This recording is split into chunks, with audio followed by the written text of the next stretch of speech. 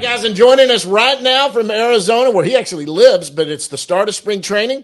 He's in the big league camp, but he's been there before, but now he's on the 40-man roster. It's Justin Foscue. What's going on, man? What's up, guys? Hey, thanks for having me on. Yeah, Cody Bradford beat you. He was the first 3-time guest. You were the only good 2-time guest for a long time. But yeah, so you're the second 3-time guest. We'll get you a green ribbon, I guess, a red ribbon. I think blue is for first. But thanks for coming on. Yeah. You get here early, and it's about 1:45 right now. So not a full day, but pretty full. I saw you sweating over at first base. I think I didn't tweet it, but a lot of people tweeted. A lot of people were tweeting about it. I'm getting text messages about it. How was first base is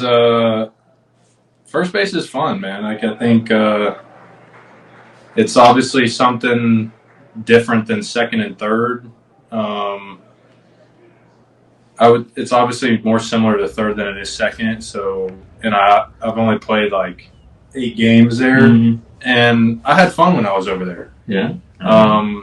I told the guys and I told the infielders, when I'm over there, I want to be that guy that, gets out there early, gives the guys, time to warm up in between innings. I want to take pride in that. I want to take pride in picking every ball. If they make a bad throw, like, I want to be that guy that picks it. Like when I'm an infielder and I want to be able to say, like, man, I feel comfortable throwing it over to first. Like, I'm comfortable with that guy catching anything wherever it is, and like whenever, if I'm going to be playing first, like, I want to be that guy for those guys. So it's been fun so far. I would say, like, you don't really have to worry too much. There's like the angles at first base are way easier than I would say third. Okay. And then you obviously don't have to worry about throwing it across. So, but I'm still learning. I'm still, there's some things I got to work on over there, and the plays, turning double plays and the cutoffs and all that, I still got to learn. So, but so far it's been fun. Yeah. Well, today you were working on, when I watched you, holding the runner, getting off the base, catching the grounder, and throwing to second. Mm-hmm. I mean, I guess what Moneyball made it famous, first base. It's easy to learn, right, Wash? It's incredibly difficult, or whatever it was. But I think if you've played everywhere else in the infield, it's not going to be a. Yeah, I would say it's definitely easier than all the other positions. I'll say that. I didn't want to say it, but it's way easier than third. It's way easier than second. Yeah. But yeah, it's going to be a learning process. And it's another tool in the toolbox. I mean, absolutely. You're trying to get on the field. Your bat can put you on the field. You need multiple places to get out there. And there, look, this infield's relatively set, but you're a guy that can come in here, earn a spot on this team, and not only DH, but you could give guys a blow at third, at first. You play second base. I don't know if shortstop's in your wheelhouse, but I mean, probably not. I would have been playing shortstop in the minor leagues if they thought that I could play shortstop in the show. But no, I think, you said it good. Like, this team's loaded in general. The infield's loaded, and I want to be that guy to where, like, if somebody needs a break, or if if Boch wants to make a late game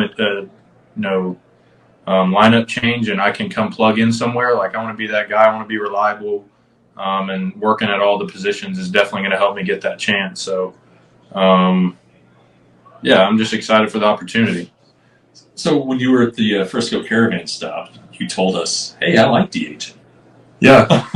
What do you like about DH? What do I like about DH? It's kind of unusual for a young player to say that. Well, I think DH, I only got to worry about 5 at-bats. Not to say that I don't like playing infield and playing, right, and, helping the, field for the pitcher, but it's not as much on your mind when you go play the game. It's, I just got to, get myself ready to hit for 4 to 5 at-bats, and that's all I got to worry about. And, mentally, it takes a toll on you. Or I wouldn't say it takes a toll, but playing every day in the field for a full year, that's a grind. Oh, sure. And when you can have and we talked about like a little bit on this in the Zoom, but like having a day where you can just DH gives your legs breaks. It's a lot, less stress on your body, and then all you got to do is just hit. And the best tool in my toolbox is me hitting. So I wouldn't complain if I was a designated hitter. What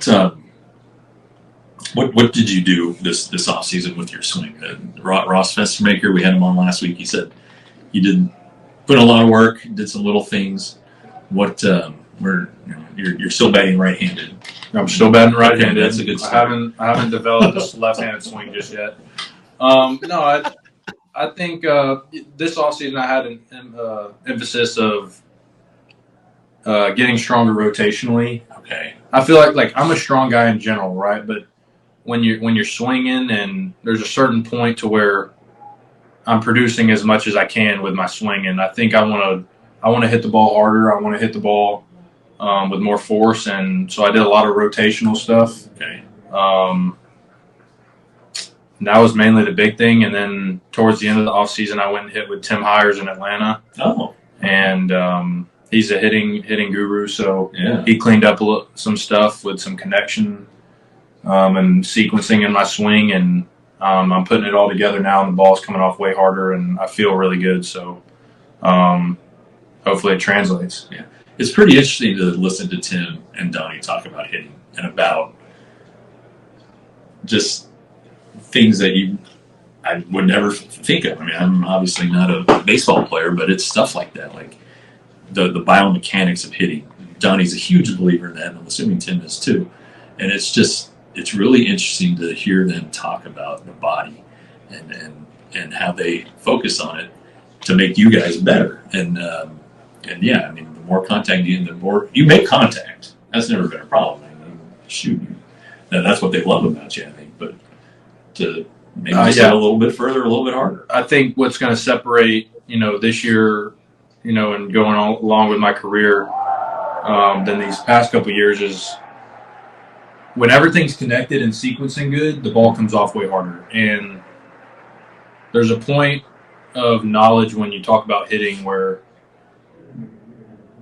like, I've always been a good hitter and I've always been able to make adjustments on my own, but I want to get better. Like there's the small little details about the swing and about like creating energy into the ground and creating energy throughout the swing that I didn't really understand until I really started talking with Tim, and Tim kind of made it very simple for me to understand, and it definitely makes a difference. Yeah, I'll tell you that. So, and that's all I'm going to tell y'all. Hopefully, y'all see it on the field more than it matters in what I'm actually saying, but it definitely makes a difference. Well, you're going to get a chance to play a lot this spring. I think games start the 23rd. 23rd. There's next Friday, right? Friday. Well, yeah, next Friday. I'm going to be here actually. All right. As you know, the team just won the World Series. They played an extra month. I think that a lot of guys are going to get some time down early on, whether they want it or not. And, yeah, you're going to get chances. Yeah, I'm excited, man. Like I want to be that guy that my goal is to make the team out of camp. Yeah, I set that standard for myself after they won the World Series, and since I didn't debut last year, my goal is to make the team out of camp, and if that doesn't happen, it doesn't happen. But that's my goal, and that's my expectation for myself, and I'm going to hold everything I do in camp to that standard. So I want to help the team win. I think I reached a point in my career where I'm ready, and I want to contribute on a really talented and loaded team like the Rangers. And I don't think a lot of players can have that opportunity to even say that. So, yeah, I'm excited. I'm definitely going to be playing a lot this spring, all over, and I'm going to try to make the most of my opportunity. Well, I mean, you have plenty of experience. Shoot, Wyatt Langford's in camp with 161 minor league at-bats. It just seems like they don't put a number on it. Like the old days was like, you got a 500 A ball, 500 double A. I'm telling you, we're watching Oregon State and New Mexico. and 3-run homer. This guy's got 2 3-run homers because he hit one in his last at bat. Oregon State is sticking it to the Lobos here, unfortunately, but not that I'm a big New Mexico fan. I don't know why I said unfortunately, but it's getting a little uncomfortable. You know, it ain't Mississippi State, man. There ain't nobody there to show who's the boss. It's 14-1 in the 6th. It's a good start for them. Yeah. You talked to us also in Frisco. I thought that was very interesting. You know, you were asked a question about batting average, and you're like, "Hey, I started 0 for 14, 0 for 17. Sorry, 0 for 7. I'm trying to help you out." And then you still had a good year. The one thing that stands out to me when I look at it is you walked more than you struck out. Yep. Is that something you've been working on? Is that something you've always done, or is that you've found a way around the automated balls and strikes? So I've always been a guy that has good strike zone discipline. I've always been a guy that puts the bat on the ball with 2 strikes. And I think with the automatic ball strike zone system, that hitters have, I wouldn't say an advantage. I would say they have more in an advantage than previous years, but in my opinion, it gave a standard to the strike zone. And for me, that plays because I know the zone. Sure. And I did pride myself on, I did set a little goal for myself that I want to walk more than I strike out this year because that's going to stand out. Oh, yeah. Now, that definitely came to me just trying to put the ball in play sometimes. And I think that's, moving forward, that's not going to be my number one goal. I want to be a guy that impacts the ball and not just, slaps at it just because I don't want to strike out. Yeah. Yeah. But yeah, I've always been a guy that knows the zone and, prides himself on, being a competitive at bat every time and not just being somebody that when they get to 2 strikes, it's an automatic out. So yeah, that automatic ball strike zone system definitely plays for me. I hope they bring it to the show here soon because I think it's just a standard to the strike zone. Pitchers throwing 98 sinkers that get a call off the plate, that shouldn't be a thing. Yeah. I got no chance. All right. So if that's a ball, preach it. Base, right? I think that's fair. I think pitchers complain about them not getting calls. Well, you got to throw a strike. That's what the plate's there for. You know what I'm saying? That's what the home plate's there for. Is you got to throw it over the plate. You don't get to throw 98 sinkers off the plate and it be called a strike. Wait a minute, that makes way too much sense. Now you're just being logical now. What the heck? Yeah, that's what the plate's there for. So I'm very passionate about that. I'm very passionate. Okay, were there times though where, let's say this is home plate and it barely grazed this thing and you're like, oh, that's below my knees, or the catcher caught it way low and you're like, that's not a strike. And they called it a strike? Yeah. And I could review it? Or you're just like... Or let's say it did clip the zone and I couldn't do anything. Well, that's a strike. That's one of the standards that they created was if it clips it, that's a strike. And I can't argue with anything at that point.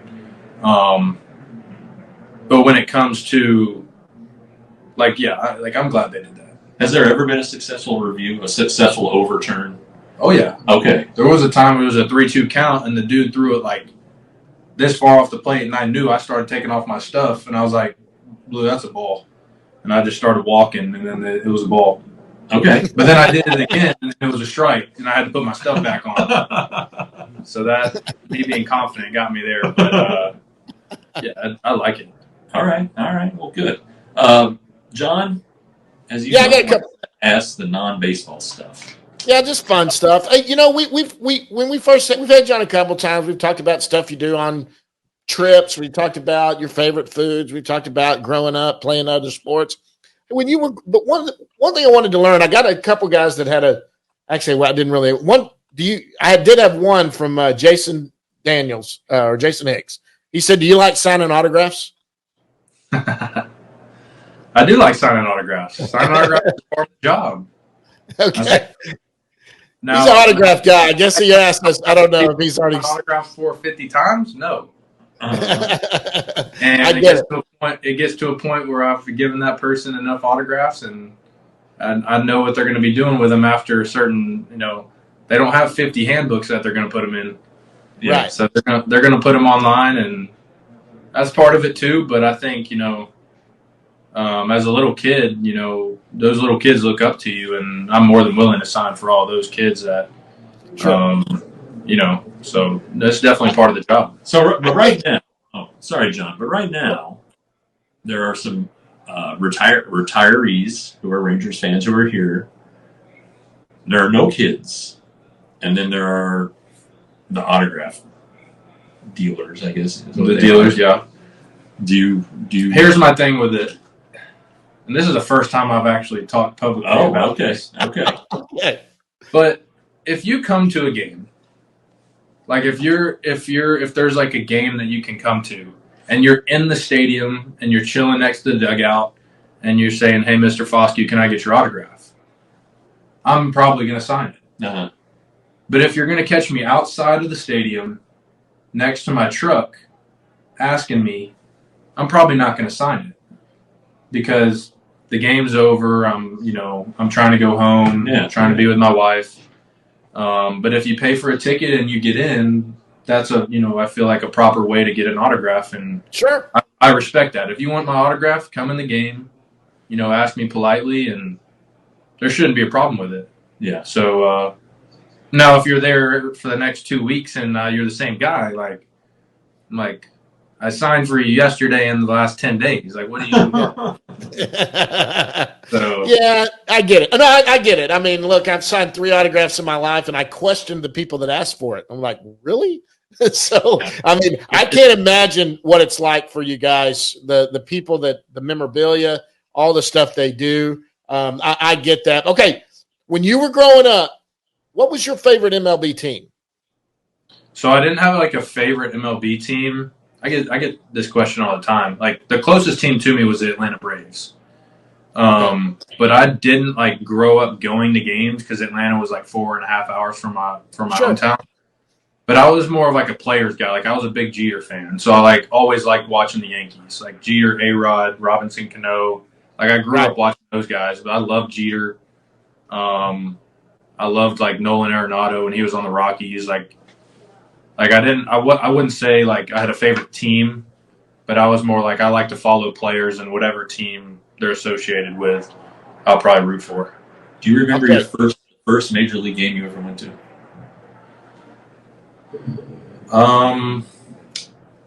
I think the first game that I ever went to might have been in Tampa, Florida, at a Yankees. Okay.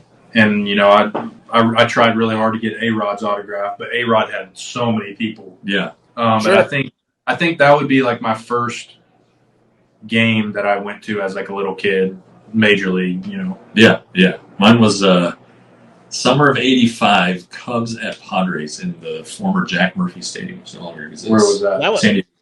But that's the same. It's not the same San Diego Stadium. No. Petco, which is downtown. This used to be out where the Chargers played. It's been leveled and replaced by a new stadium for San Diego State. But it was, I thought it was great. I might have went to a Cleveland. This is a funny story. So I told you I was like basically a Yankees fan with Jeter. So I go. My uncle's from Cleveland, so we go to an Indians game. I'm wearing all Yankees gear. The Indians won the game. I walk out all Indians gear. Like I said, Mom, I'm like, because I basically rooted for the team that won. Oh, sure. And since the Indians won that game, I was like, Mom, I want like an Indians jersey or an Indians hat or whatever. So I ended up getting some Indians gear, and I ended up leaving the stadium in all Indians gear. That's awesome. Okay. Like I'll ask my kids, I'll be watching a game, and they'll be like, "Who are you going for?" And I'll be like, if it's the Broncos and the Raiders, let's say, I'll have the Broncos, and they'll say, "What's the score?" Raiders are up 14-7. I think I'm going to go for the Raiders. Yeah. Yeah. So that's the way. All right. So when you get to the big leagues, what current player will you be the most excited to play against or meet? Kind of that, holy crud. I mean, I'm on the field playing against like this current guy that's been like someone you've watched a while, or you. Yeah, It's going to be Trout. Mike Trout. Mike Trout. That's easy. That's a great one. So when I was, I think I might have when they built the new Ranger Stadium. I don't know if I was in Frisco at the time. No, that was in. They built it in 20. They built it in 20. So I was at the alt site.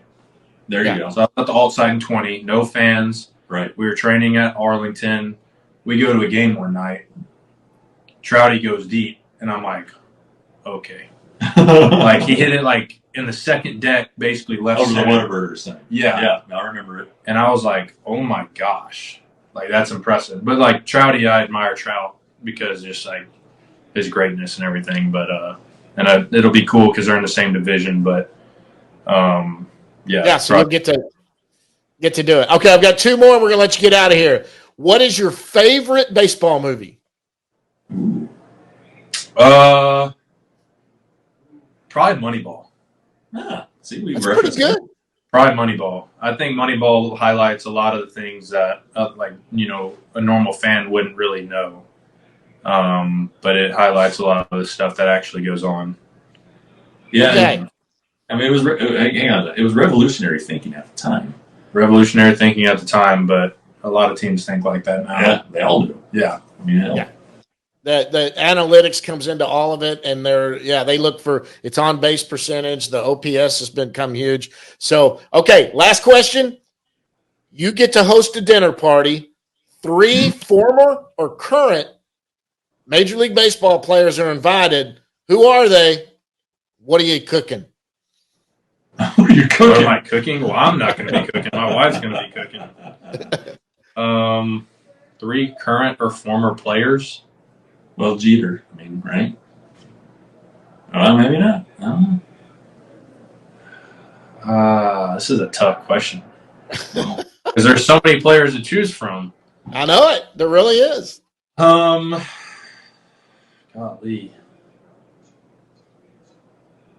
This is going to be a fun one all year, I'm going to ask. Yeah. I'm trying to think of, like, personality. Oh. That's a good way to go. They're making a conversation. Who'd have a great conversation? Golly. Can they be dead, John? Well, no. Oh, okay. They're not going to eat much. You've heard people say, "Oh, well." I'm trying to think of 3 teams. I'm going blank on the teams. There's the Rangers. There's the Rangers. Let's go Jeter. Mm-hmm. Okay. Let's go.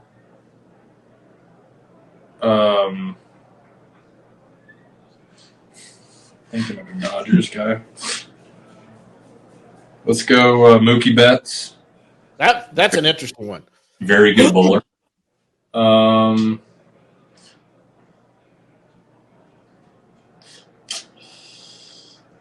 Let's go with golly. I mean, I'm trying to come up with like the perfect answer, but well, it's your answer. I know. Yeah. Be one of your teammates. Maybe you want Seager at dinner. I haven't really talked with Seager yet. There we. Just kidding. Just kidding. I'm trying to think of a pitcher. Let's see. Oh I think Greg I'll say my boy Jordan Westberg.